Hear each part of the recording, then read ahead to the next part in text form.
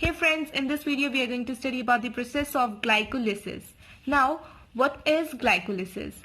It is the lysis, which means breakdown of glucose. So, partial oxidation of glucose is known as glycolysis. Glycolysis is also called as EMP pathway. अब EMP pathways को क्यों कहा जाता है? Because there were three scientists who were involved in the detailed study of glycolysis process. तो जो glycolysis process है ये स्टार्टिंग प्रोसेस है कार्बोहाइड्रेट मेटाबॉलिज्म की. ग्लूकोज जो है वो मेजर रेस्पिरेटरी फ्यूल है बॉडी के अंदर because it's easily oxidisable and it is present abundantly in the body fluids. So ये जो ग्लाइकोलिसिस प्रोसेस है this is the first and the major step of carbohydrate metabolism. और इसको जो है EMP पाथवे कहा जाता है because there were three scientist involve in the detail study of this cycle. EMP का मतलब है एम्डन, मेयरहॉफ एंड पेरिनस पाथवे. तो एम्डन, मेयरहॉफ, पेरिनस इन तीनों ने मिलके जो है इसकी पूरी साइकिल को स्टडी किया था कि जो प्रोसेस है ग्लाइकोलिसिस की वो किस तरह से जो है बॉडी के अंदर होती है एंड हाउ द कार्बोहाइड्रेट और basically glucose breaks down into two molecules of pyruvic acid. So this is about the glycolysis process, which means partial oxidation of glucose. First of all, if we see the definition of this process, so it's an enzymatically controlled catabolic pathway. Now, जो glycolysis process है ये enzymatically controlled है because there are total 10 to 11 enzymes, different kinds of enzymes are involved in this whole process and it's a catabolic pathway. Now, why it is called as the catabolic pathway? क्योंकि यहाँ पे जो है complex molecule को break करना है into a simple molecule. Suppose here we can see जो main glycolysis में जो प्रोसेस है जो मेजर इसकी जो पॉइंट है वो ये है कि जो डी ग्लूकोज है उसको कन्वर्ट करना है into the two molecules of pyruvic acid. So glucose की conversion into pyruvic acid is known as glycolysis process. यहाँ पे जो ग्लूकोज है it's a complex compound containing 6 carbon with the formula C6H12O6. On the other hand जो pyruvic acid है वो 3 carbon compound है. A single molecule of pyruvic acid is a 3 carbon compound containing over here we can see in the structure there are 3 carbon present. So the lysis of this glucose from 6 carbon to 3 carbon, this is a catabolic process in which the breakdown of complex molecules takes place into the simpler one. So that's why this is a catabolic pathway by which one molecule of glucose is converted or break into 2 molecules of pyruvic acid. तो इस तरह से जो एक glucose का molecule है वो 2 molecules of pyruvic acid में कन्वर्ट हो जाता है, इसकी लाइसिस हो जाती है. So this is the definition of glycolysis process. Now there are properties of the glycolysis process. Let's see जो ग्लाइकोलिसिस प्रोसेस है ये बॉडी में किस पार्ट में होती है. So it occurs in the cytoplasm of the cell. तो body के जो सेल्स हैं उनकी जो साइटोप्लाज्म है ये वहां पे होती है outside the mitochondria. So we know that within a cell बहुत सारे ऑर्गेनेलिज होते हैं, सेल ऑर्गेनेलिज जो कि साइटोप्लाज्म में स्कैटर्ड होते हैं. तो उसी साइटोप्लाज्म के अंदर जो है ग्लाइकोलिसिस प्रोसेस जो है परफॉर्म की जाती है by the body cells. Right now this is a kind of catabolic pathway and is an anaerobic process. Now what's the meaning of anaerobic process is that कि यहाँ पे ऑक्सीजन की बिल्कुल भी नीड नहीं है. ग्लाइकोलिसिस प्रोसेस में oxygen नहीं चाहिए.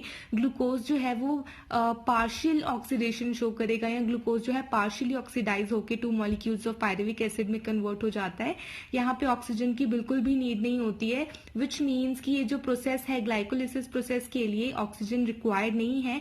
तो ये दोनों तरह के ऑर्गेनिजम्स में हो सकता है whether they are respirating with the help of oxygen और without oxygen, which means that it's a common process in both the aerobic and anaerobic respiration.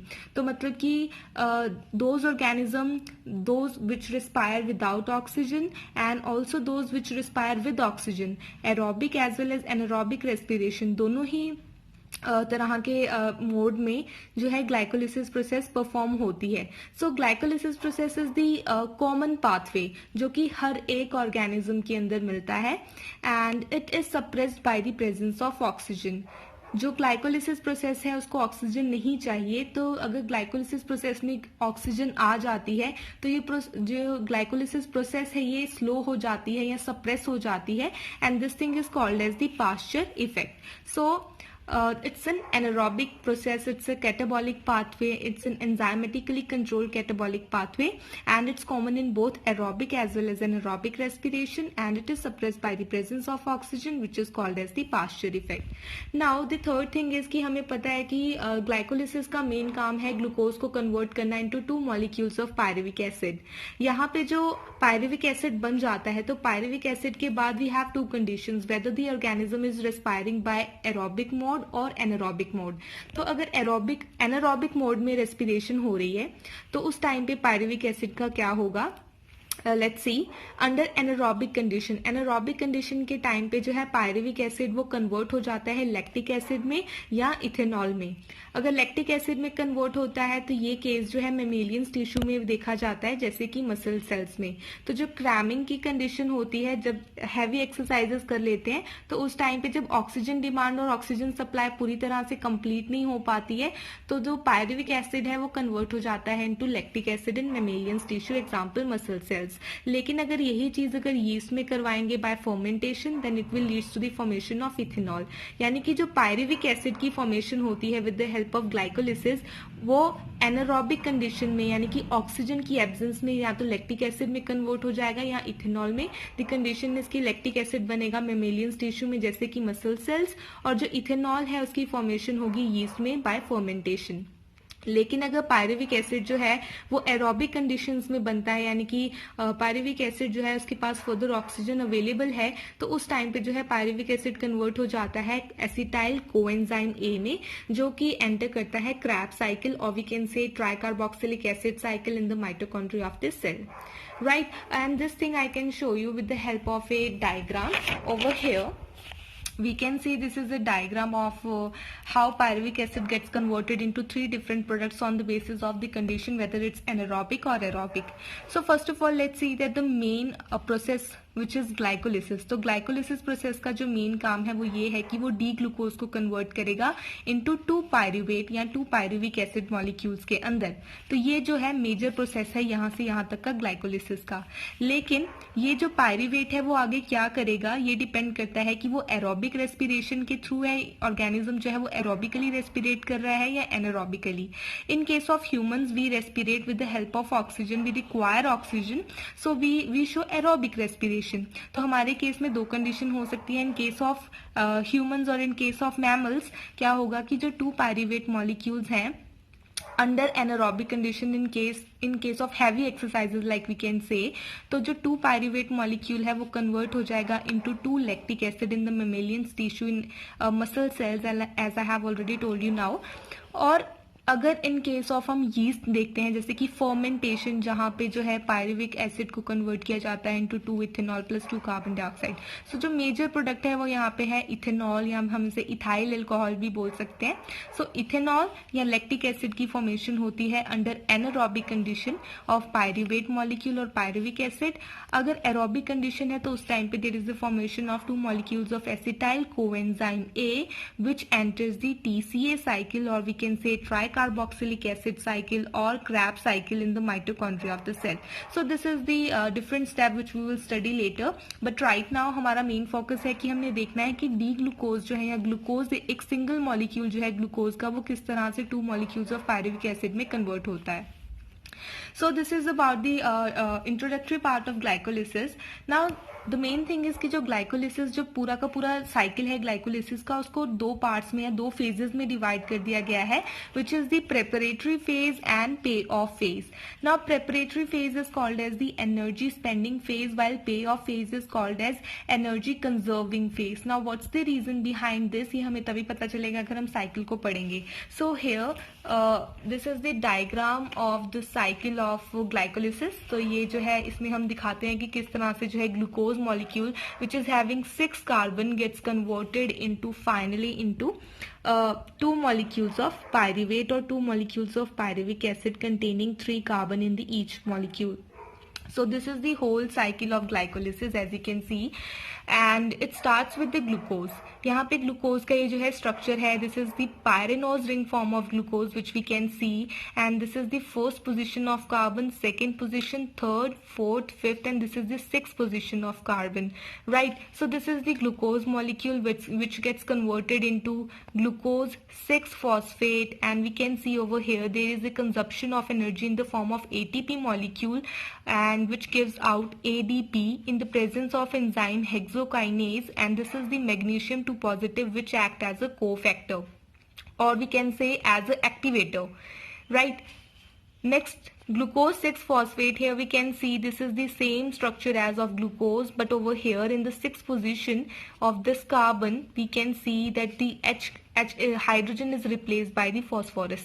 तो जो हाइड्रोजन है वो फॉस्फोरस से रिप्लेस हो जाता है. तो यहाँ पे we can see this is the glucose 6-phosphate formation taking place in the presence of enzyme phosphohexose isomerase and magnesium 2 positive, which again act as a cofactor or activator. And over here the difference is that it's a reversible process, and glucose while in this process, in the first step where the glucose gets converted into glucose 6-phosphate, is a irreversible process, right? So here we can study the chart, and it's very easy to once we learn this chart thoroughly, it's very easy to make the theory from this chart. Now again we can see that this fructose, now this glucose 6-phosphate gets converted into fructose 6-phosphate. Now we know that glucose and fructose, they both are the hexoses sugar with the same chemical formula C6H12O6. So glucose और fructose का same chemical formula है, but the only difference is कि जो glucose है उसका pyranose ring form है, fructose का furanose ring form है, optically एक दूसरे से different है, right? तो यहाँ पे जो है fructose 6-phosphate की formation होती है, यानी कि ग्लूकोज से फ्रक्टोज बन जाता है, आइसोमर है इसका. So over here we can see, अगर हम यहाँ पे 6th पोजीशन पे देखें तो यहाँ पे जो 6th पोजीशन है वहाँ पे एक फॉस्फोरस ग्रुप प्रेजेंट है. यहाँ पे अभी हम एज्यूम कर लेते हैं कि यहाँ पे हाइड्रोजन ही प्रेजेंट है 1st पोजीशन ऑफ कार्बन पे.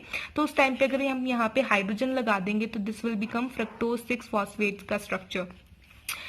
Now there 6th position, we know that यहाँ पे 6 इसलिए लिखा है क्योंकि 6th पोजीशन पे जो है फॉस्फेट ग्रुप प्रेजेंट है.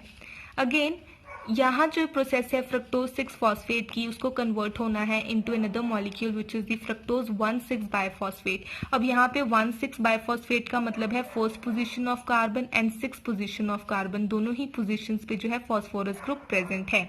तो यहाँ पे क्या होगा कि ये फ्रक्टोज 1,6-biphosphate की फॉर्मेशन हो जाएगी इन the presence of enzyme phosphofructokinase while consuming a 1 ATP molecule which gets converted into finally ADP by the consumption of energy in the presence of Mg2 positive as cofactor. Now this is again a irreversible process. This is a irreversible process, but this process is reversible, right? And this fructose 1,6-biphosphate gets cleaved or splitted. तो यहाँ पे जो है splitting हो जाती है. Fructose जो है वो हेक्सोज शुगर है विद द फॉर्मूला C6H12O6, लेकिन ये जो है इसकी स्प्लिटिंग हो जाती है, या वी कैन से लाइसिस हो जाती है एक तरह से in the presence of enzyme aldolase. तो ये जो क्लीवेज है it leads to the formation of 2 different molecules, and these 2 different molecules are actually the isomers of each other, and these are the trioses sugar. तो ये जो है C6 जो है वो 3 कार्बन में कन्वर्ट हो जाते हैं, यानी कि 6 carbon fructose gets converted into 3 carbon 1 molecule, 3 carbon another molecule. तो ये 6 carbon gets converted into 3 carbon each. तो यहाँ पे जो है क्लीवेज इस तरह से हो जाती है, and it leads to the formation of trioses sugar which is the dihydroxyacetone 3-phosphate and glyceraldehyde 3-phosphate which can also be written as 3DHAP and 3PGAL. तो ये जो डाइहाइड्रोक्सीएसीटोन 3-phosphate है और ग्लाइसरएल्डिहाइड 3-phosphate है, दोनों ट्रायोसिस शुगर है. इन दोनों के बीच में इक्विलिब्रियम मेंटेन किया जाता है with the help of enzyme triose phosphate isomerase. तो यहाँ तक की जो प्रोसेस मैंने बताई है this is called as the preparatory phase, and in this video we majorly focus on the preparatory phase of the glycolysis. तो ये जो प्रेपरेटरी फेज है ग्लाइकोलिसिस की, this is very important to understand, and it is also known as the energy spending phase. तो यहाँ पे energy को spend किया जाता है, खर्चा जाता है in the form of ATP molecule. As we can see कि फर्स्ट स्टेप के अंदर एटीपी मॉलिक्यूल यूज किया गया है और 3rd स्टेप के अंदर एटीपी मॉलिक्यूल यूज किया गया है. तो इस पूरे प्रोसेस के अंदर 2 एटीपी मॉलिक्यूल्स को यूज किया गया है, एनर्जी कंज्यूम की गई है, यहाँ पे खर्ची गई है, एनर्जी स्पेंड की गई है. तो that's why this is called as the preparatory phase up to the formation of these through 2-triosphate sugar, which is the dihydroxyacetone 3-phosphate and glyceraldehyde 3-phosphate. So let's start with the process 1, in which the glucose, which is the 6-carbon molecule hexose sugar, gets converted into glucose 6-phosphate. तो सबसे पहले हम ये जो बात है कि जो ग्लूकोज है वो कन्वर्ट हो रहा है ग्लूकोज 6-phosphate के अंदर. तो यहाँ पे ध्यान देने वाली बात ये है कि जो ग्लूकोज है उसके अंदर एक फॉस्फेट मॉलिक्यूल ऐड हो रहा है. तो ग्लूकोज के अंदर जो है एक फॉस्फेट मॉलिक्यूल अगर ऐड हो रहा है तो इस जो प्रोसेस को हम कहेंगे the conversion of glucose into glucose 6-phosphate is known as phosphorylation. Right. So glucose की कन्वर्जन अगर ग्लूकोज 6-phosphate में हो रही है तो उसको फॉस्फोराइलेशन कहेंगे. एंड वी कैन से कि जो रेस्पिरेटरी सबस्ट्रेट है वो हमारे पास कौन सा है? Glucose. Glucose is the respiratory substrate. और we can also consider fructose as the respiratory substrate. Suppose हमारे पास अगर फ्रक्टोज होगा तो फ्रक्टोज जो है वो डायरेक्ट कन्वर्ट हो जाएगा into fructose 6-phosphate and then into 1,6-biphosphate. लेकिन यहाँ पे हमारे पास ग्लूकोज है. तो मतलब हमारे पास दो ऑप्शन है ग्लाइकोलिसिस में, या तो हमारे पास ग्लूकोज होना चाहिए या हमारे पास फ्रक्टोज होना चाहिए as respiratory substrate. So starting with the process of phosphorylation. So this is the fourth step जो मैंने आपको साइकिल में बताया है, वहां से शुरू करेंगे.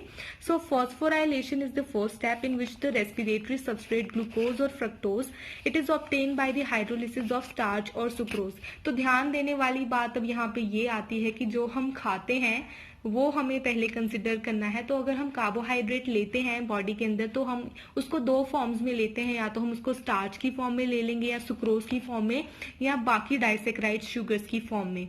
तो बॉडी जो है, जो मेटाबॉलिज्म है कार्बोहाइड्रेट का, वो हमेशा बेसिक मॉलिक्यूल ग्लूकोज से या फ्रक्टोज से स्टार्ट होगा. यानी कि अगर हम कोई भी कार्बोहाइड्रेट को कंज्यूम कर रहे हैं, doesn't matter, but the main thing is कि उसको जो है हमें स्प्लिट करना है, बॉडी को जो है स्प्लिट करके अपने बेसिक रेस्पिरेटरी सबस्ट्रेट ग्लूकोज या फ्रक्टोज के अंदर उसे चाहिए in order to perform the process of glycolysis. तो जो रेस्पिरेटरी सबस्ट्रेट है ग्लूकोज या फ्रक्टोज, उसको ऑब्टेन किया जाता है by the hydrolysis of starch और sucrose. And these two sugars they are hydrolysed by enzyme amylase and maltase. अगर स्टार्च को तोड़ना है तो हमारे जो सलाइवा है उसके अंदर एंजाइम प्रेजेंट होता है which is known as amylase, जो कि ब्रेक करता है इसको मेल्टोज में. और फर्दर जो एंजाइम है मेल्टेज, वो मेल्टोज को कन्वर्ट करता है इनटू ग्लूकोज में. तो यानी कि इस तरह से जो है स्टार्च से ग्लूकोज यील्ड करती है body. The next thing is जो सुक्रोज है, सुक्रोज जो चीनी हम खाते हैं, तो सुक्रोज को खाने के बाद, चीनी को खाने के बाद जो बॉडी है, जो उसके पास एंजाइम है इनवर्टेज, तो इन्वर्टेज जो है एलिमेंट्री कैनाल में क्या करती है, सुक्रोज को कन्वर्ट कर देती है ग्लूकोज और फ्रक्टोज में. यानी कि सुक्रोज की ब्रेक डाउन कर देती है इनटू इट्स मोनो शुगर. तो मोनो शुगर्स में कन्वर्ट करने का काम होता है एंजाइम्स का. तो उस तरह से जो है हमें ग्लूकोज या fructose as a respiratory substrate मिल जाता है in the first step, in the very beginning for carbohydrate metabolism, और we can say for glycolysis process. Right. तो ये जो फॉस्फोराइलेशन है उसके बाद स्टार्ट होती है. तो फॉस्फोराइलेशन प्रोसेस में क्या होता है कि glucose is converted into glucose 6-phosphate.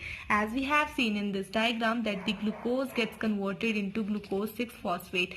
The glucose gets converted into glucose 6-phosphate with the help of ATP molecule in the presence of enzyme hexokinase with the cofactor magnesium, or we can say activator magnesium.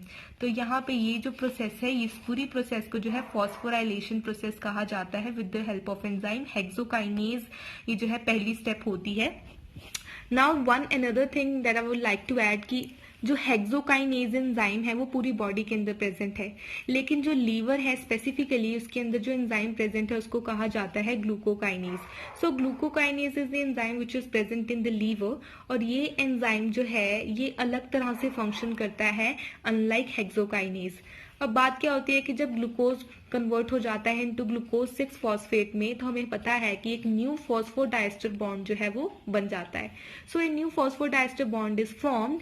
It is an irreversible and highly exergonic process. अब इसका मतलब ये है कि हमने as we have seen in the diagram in the cycle, जो glucose है वो ग्लूकोज 6-phosphate में कन्वर्ट हो रहा है, और ये एक इरिवर्सिबल प्रोसेस है. ये हम एरो से देख सकते हैं. तो arrow indicates that it's an kind of irreversible process. Right. तो ये जो एक इरिवर्सिबल प्रोसेस है और हाईली एक्सर्गोनिक है। एक्सर्गोनिक का मतलब है एनर्जी जो है ये बहुत ज्यादा यूज करती है। तो यहाँ पे हम देखते हैं कि एटीपी मॉलिक्यूल जो है इसको कंज्यूम करना पड़ रहा है in order to convert glucose into glucose 6 phosphate, right. तो जो एटीपी इसने कंज्यूम किया है, एनर्जी इसने बहुत ज्यादा जो है रिलीज की है, बहुत ज्यादा एनर्जी लेके जो है इसको रिलीज करनी पड़ रही है।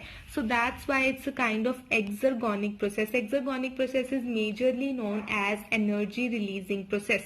सो जो पहला है फॉस्फोराइलेशन प्रोसेस जो है basically it's an irreversible and highly exergonic process with delta G naught equals to -4 kilo calorie per mole. Over here delta G naught is the standard Gibbs free energy which indicates whether the process is spontaneous और non spontaneous. मतलब process जो है वो खुद से हो पा रही है या उसको एनर्जी देने की जरूरत पड़ रही है। अगर डेल्टा जी नॉट की वैल्यू नेगेटिव आती है विच मीन्स यहाँ पे -4 है, तो इसका मतलब है हमें इस प्रोसेस को एनर्जी देनी पड़ रही है, बॉडी को इस प्रोसेस को कंप्लीट करने के लिए ATP molecule as an energy form देना पड़ रहा है। So that's why it's an exergonic process. जहां पे भी एनर्जी देनी पड़ेगी वो एक्सर्गोनिक प्रोसेस हो जाती है, और जहां पे एनर्जी जो है वो रिक्वायरिंग प्रोसेस होती है वो एंडरगोनिक प्रोसेस होती है। So there are two different processes, either exergonic और एंडरगोनिक। एक्सर्गोनिक प्रोसेस हमेशा नेगेटिव होगी। रिमेंबर, अगर एक्सर्गोनिक प्रोसेस है तो value of delta G naught is always negative. Over here in the first step the value of delta G naught which is the standard Gibbs free energy is -4 kilo calorie per mole. तो ये चीज हमें remember करने की जरूरत है। सो remember the enzyme hexokinase और glucokinase. Glucokinase is also the enzyme which is involve in the first step of phosphorylation in glycolysis, and this enzyme is only present in liver. Now the next thing that we need to remember is कि जो ये जो process होती है, ये जो glucokinase enzyme है, ये ग्लूकोकाइनेज एंजाइम जो है वो सिर्फ जो है डी ग्लूकोज को ही फॉस्फोराइलेट कर सकता है। जो ग्लूकोकाइनेज एंजाइम लीवर में प्रेजेंट है ये सिर्फ डी ग्लूकोज को ही फॉस्फोराइलेट कर सकता है।